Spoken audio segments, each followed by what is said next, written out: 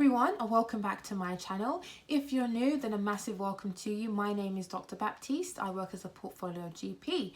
Welcome back to the series 5 in 5. Well, actually it's more than 5 in 5. I often give you guys more than 5 tips in the 5 minutes. As always, if you like the video, then make sure you give it a thumbs up and subscribe if you haven't already. So let's get right into it because we don't have a lot of time. So in this video, I'm going to be talking about red flag signs and symptoms, and you can see a definition on your screen right about now. Let's talk about the red flag questioning. As you know, in general practice, we generally have 10 minutes to see our patients. Sometimes it's 20 minutes, and of course, many times we do run over. But if we stick to 10 minutes, which is not a lot of time, sometimes we have to use this time really efficiently and effectively.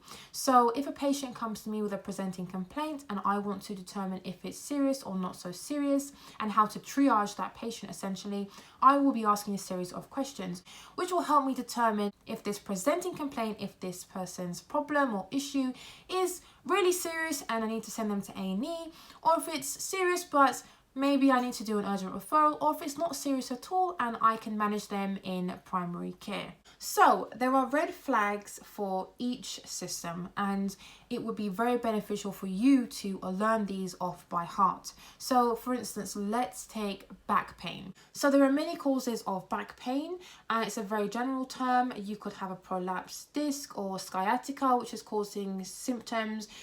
You could have just musculoskeletal back pain. You could have some spasming in the muscles of the back. However, some causes of back pain could be myeloma, it could be cancer, so that could be secondary cancer or metastasis to the spine. So as you may know, prostate cancer commonly spreads to the bone, and the back may be one of those places that it spreads to. So if we take back pain, I will ask a series of questions. Number one, I'll be asking about unintentional weight loss. Again, that signals potentially malignancy. I'll be asking about fever, so that's infective or inflammatory causes. I'll also be asking about changes in sensation in the lower limbs.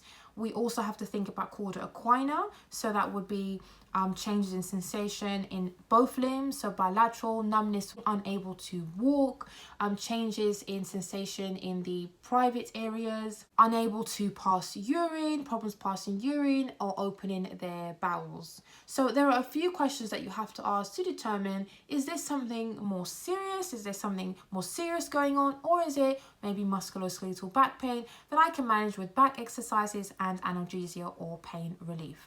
So that was a quick whistle-stop tour about red flag signs and symptoms.